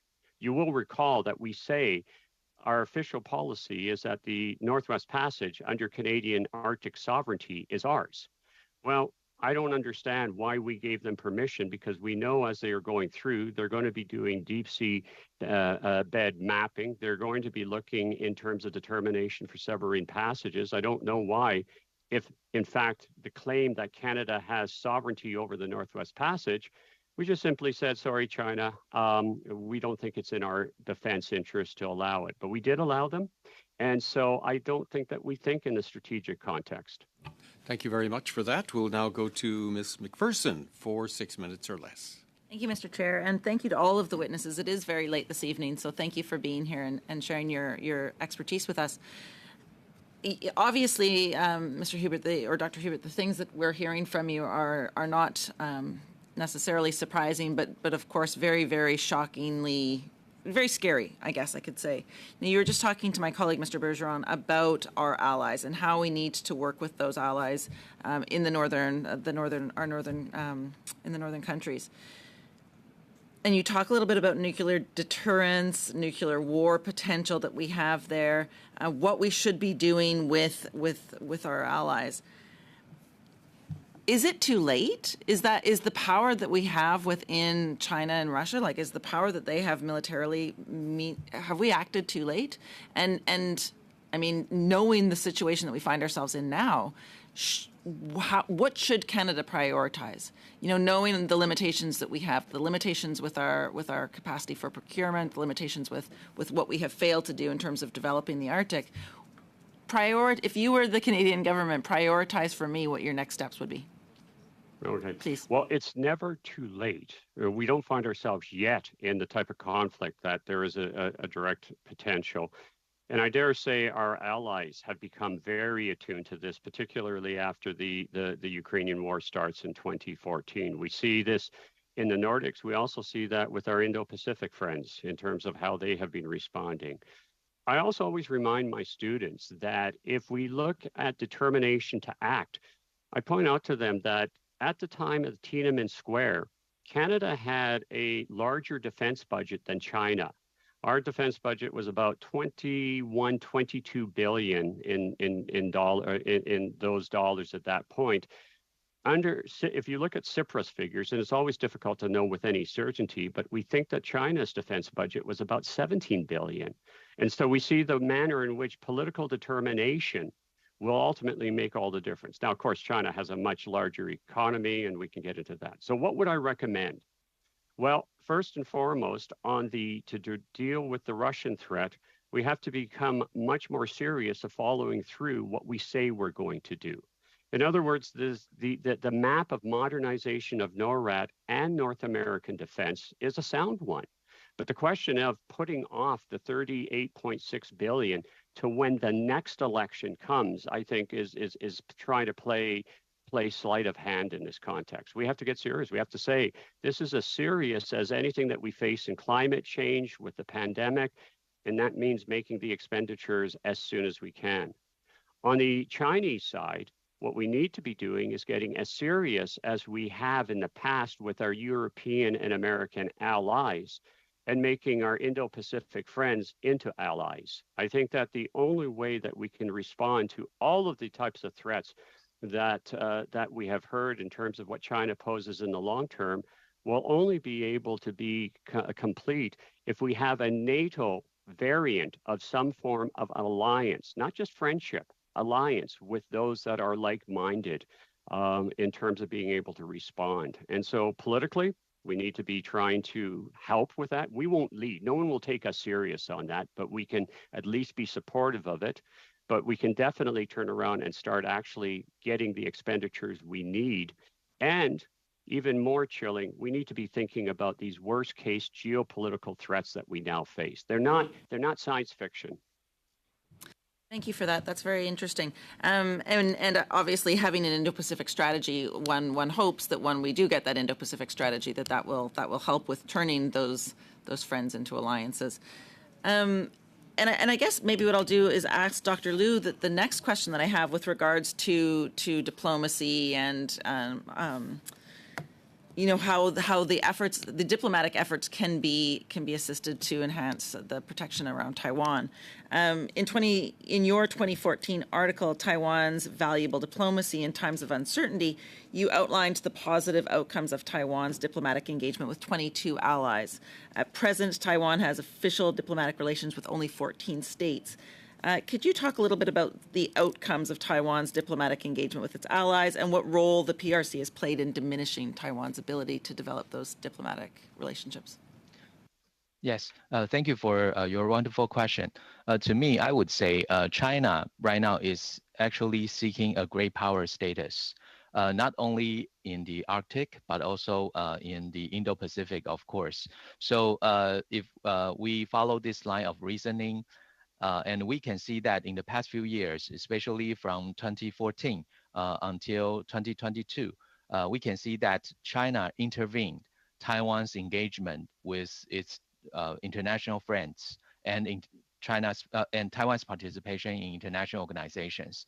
So I would say China is actually playing a role as a disruptor to some degree when Taiwan is trying to engage actively with the international community.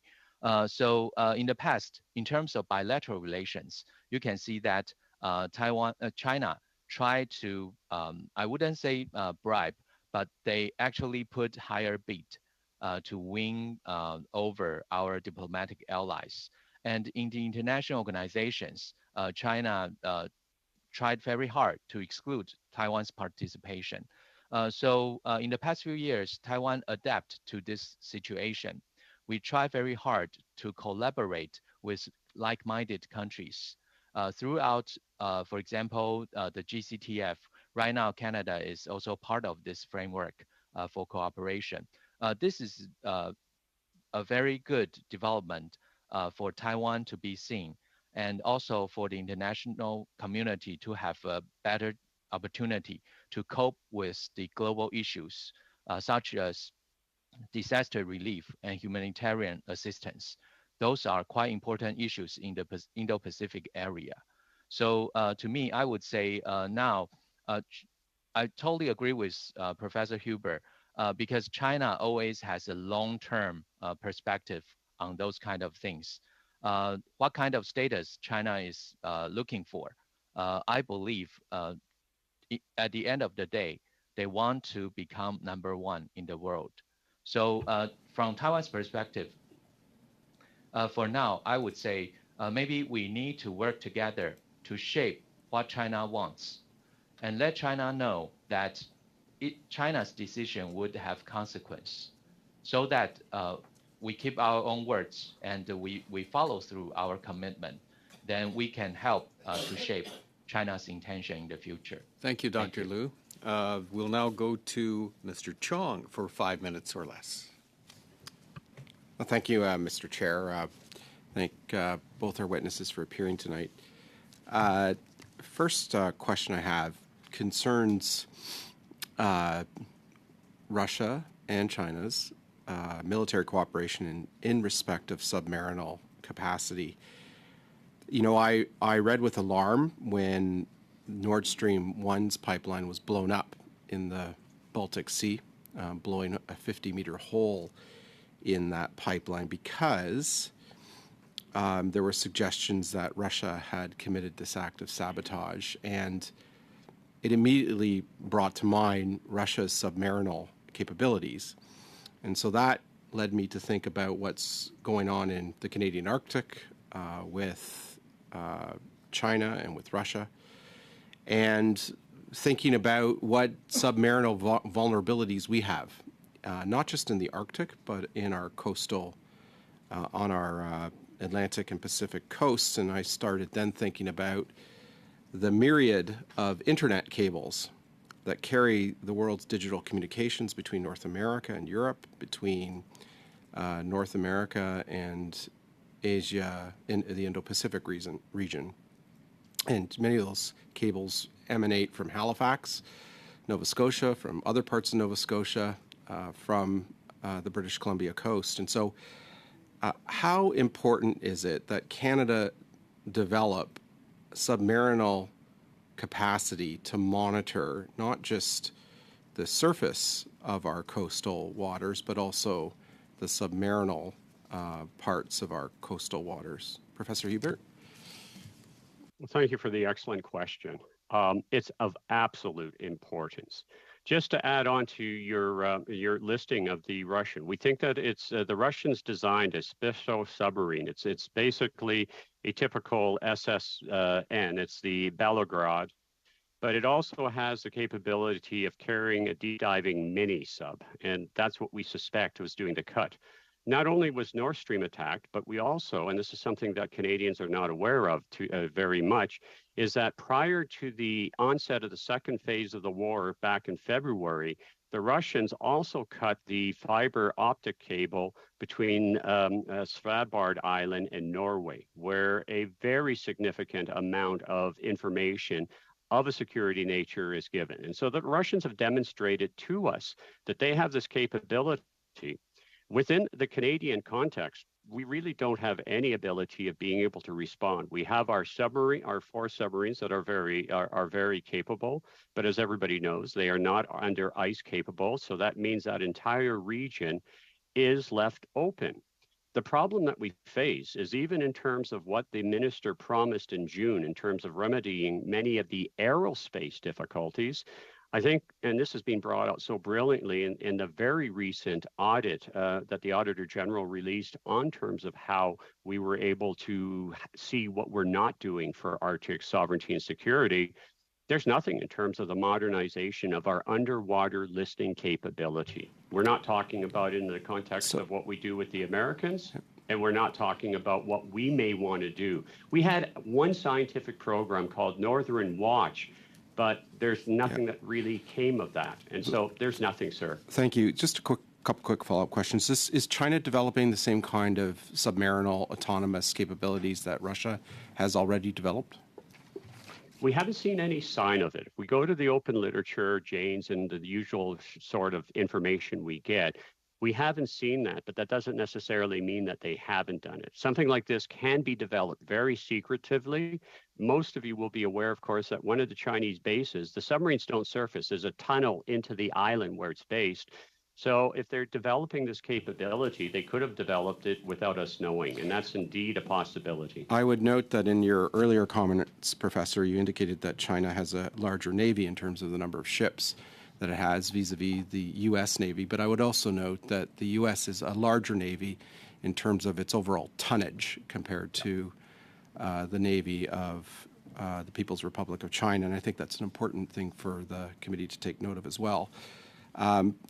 What, Mr. Professor, is your view on what the U.S. response would be in the event that Taiwan is attacked? Do you think it would be primarily a military response, a kinetic response, or do you think it would be primarily a response of economic sanctions and other sanctions that we've seen with Russia?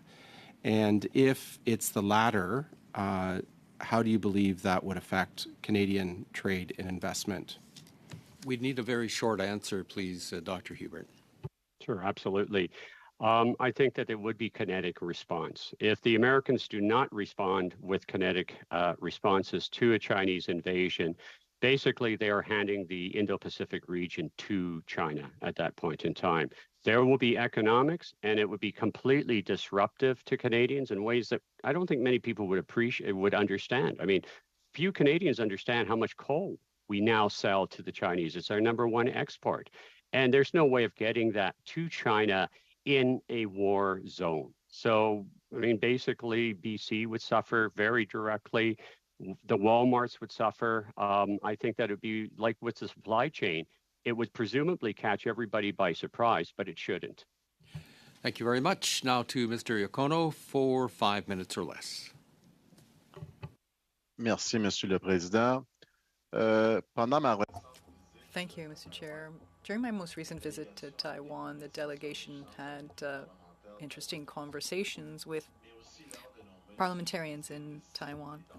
And then we visited we had site visits, and we went to visit businesses, and we were able to have some discussions about best practices in a number of fields. Scientific expertise and know-how, and technological know-how in Taiwan is certainly a plus. Through agreements with our partners like Italy and France, there are also student exchanges, and student mobility is very stimulating for the growth of our youth, and it can also help us to fill some labor shortages. How can we develop this type of cooperation between Canada and Taiwan so our two governments can benefit? Let's start with Dr. Liu. Okay, sure. Thank you for your wonderful observation. It is quite important for Taiwan to continue to forge friendship with other countries around the world. And Canada, of course, is one of these very significant and important countries that we should develop further on our friendship. In the past few years, Taiwan, especially Taiwan society, is very open and resilient. We welcome all talents from the world, and we are willing to exchange our experiences and knowledge about this high technologies or even on education. Right now, in terms of bilateral relationship, Canada has invested a lot in education, and Taiwan also benefited from this kind of programs and arrangements. So I think in the future, both countries, both governments should continue to develop and further this kind of collaborations. And for example, in the past few months, Fulbright program in the United States has invested heavily on this kind of exchange programs. So maybe in the years to come, I do hope to see that both Taiwan and Canada can invest more on this exchange programs. Thank you. Thank you, Dr. Liu. Taiwan is a solid trading partner with Canada and a major player in the global supply chain, as we have witnessed in the past 2 years with the supply of chips critical to our technological market. Moreover, Taiwan embraces free and open markets, making it an ideal port of business with the Asia-Pacific region for our Canadian companies. We have had the pleasure, for example, to visit a Canadian windmill company in Taiwan and hear from their CEO on the opportunities they had developing in Taiwan. How can we further develop on the economic ties we have with Taiwan, and what would be the arguments to make in support of their joining the CPTPP? Yes, it is quite important. As I mentioned briefly in my statement, the avoidance of double taxation, this kind of arrangement is quite important. And now Taiwan is looking for the opportunity to develop foreign investment promotion and protection arrangement with Canada. So if this can be considered positively in the months to come, I think that will be very, very welcome and appreciated by Taiwan.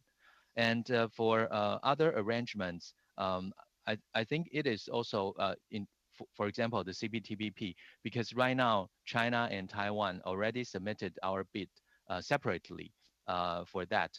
But I do hope that even though in the past few weeks there are some countries express certain kind of concerns on Taiwan's bid, but I do hope that Taiwan, as a strong and open market, liberal economy, it is very important for Taiwan to be included in this arrangement.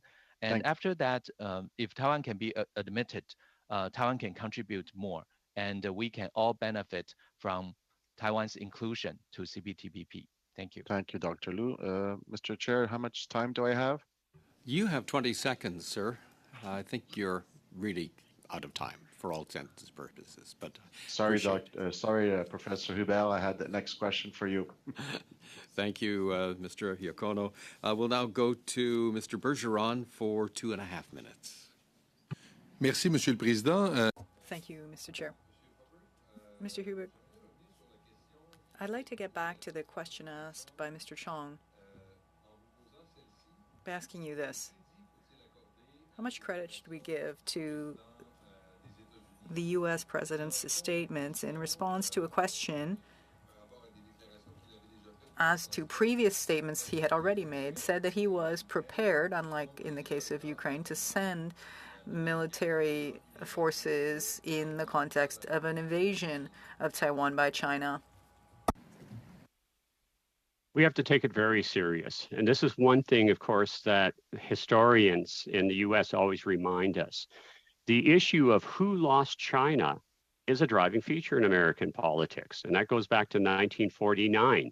And so there's a certain driving feature, doesn't matter if it's Democratic or Republican, you can't be seen as surrendering to China. And that is sort of the third rail for any American president. And as I said, we see this historically. It doesn't matter what party you're with, that you have to be there for Taiwan. And I think the type of forced disposition that the Americans have made in terms of responding to the Chinese buildup is clear. And just to get back to Mr. Chong's point that the American tonnage is bigger, the American tonnage is also much more capable at the same time. And they've responded directly in the means of responding to an amphibious assault. That is what the type of dispositions that they have. And that's what you have to look at, which means they're going to use it if they have to, because politically it's suicide for Biden not to. It would be suicide for any Republican not to. Très rapidement, une question. Quickly, a question for Mr. Liu. You raised the fact that Taiwan is in a situation of de facto sovereignty. Losing countries that recognize the People's Republic of China, would that be a problem in the long term, or is Taiwan's diplomatic network, regardless of the countries that recognize it, also helps to, in a way, compensate for that. Short answer, if you could, Dr. Liu. Thank you. Yeah. Yes. Thank you. Thank you for this question. It is quite important for Taiwan to maintain a number of diplomatic allies in the world because this is highly related to our self-identification as a state, sovereign state. So in the past few years, especially when China squeezed Taiwan's diplomatic allies, asking them to change their recognition, this actually is not good for Taiwan. Because as long as we have diplomatic allies, we can tell ourselves and also the world, Taiwan is a sovereign state. And under the United Nations, we can see that our diplomatic allies from time to time, and including Canada in ICAO, also express your support to Taiwan. This is very, very important. And for our international participation, at this moment, I think it is complementary to our presence in the international community. But in the long run, I think these two things are not mutually exclusive. They are both important to Taiwan's diplomatic survival in the world.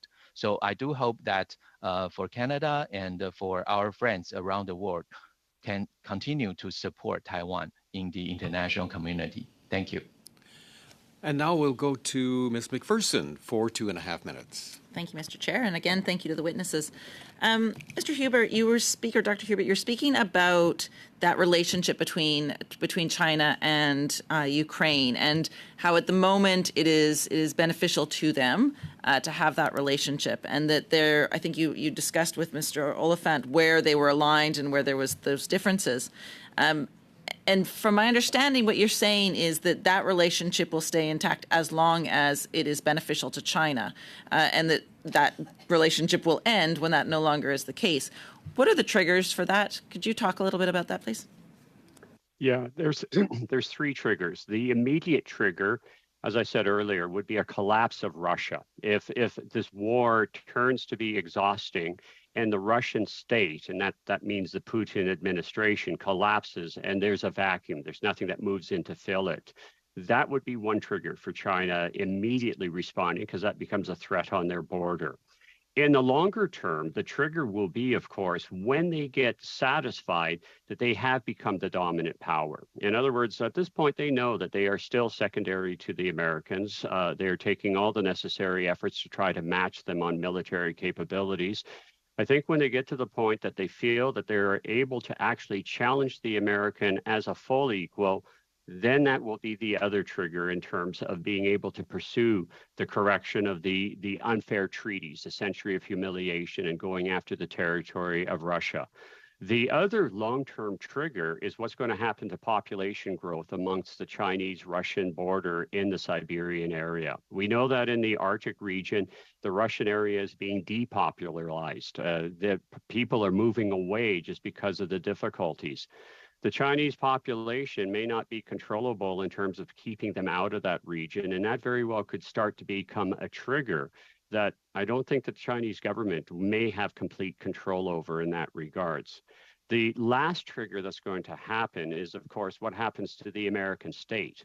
I mean, we haven't talked about it, but the reality is, as we watch the political struggles that are now occurring within the United States, unfortunately, the reality is that the United States could face a major domestic political crisis that could severely weaken them as the leader of the free world. If that was to happen, say, just theoretically speaking, a candidate for the presidency that doesn't accept the rule of law in due process. And I mean, I say that half mockingly, but the reality is that we're seeing that that's a very real possibility. So a collapse of the American as the world leader into isolationism would also be a trigger.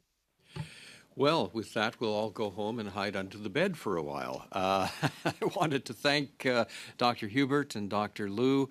Dr. Liu, it's now mid-morning for you, according to my calculations, so thank you for getting up a little early to join us. And Dr. Hubert, thank you for joining us from Calgary today. I hope it's not so snowing and too cold for you, but we appreciate we're getting a Chinook right now. Oh, a Chinook. Well, there we go. Yep. Good for you. All right. Well, thank you both. We will now suspend briefly. Committee members online, you will have to log off and log back in for our short, we hope, in-camera session to talk about a study report. Thank you. We'll suspend.